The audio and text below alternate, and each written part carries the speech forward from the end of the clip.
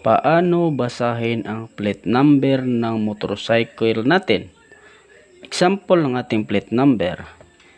M, B, D, 1, 2, 3, 4. Ito yung plate number na example natin. So, pag 4, so ito yung month. At pag 3, ito yung week. So, ito, nag-represent ito ng week. Ito. At ito, saka yung month. So, 3, 4. Ito. 1, 2, 3.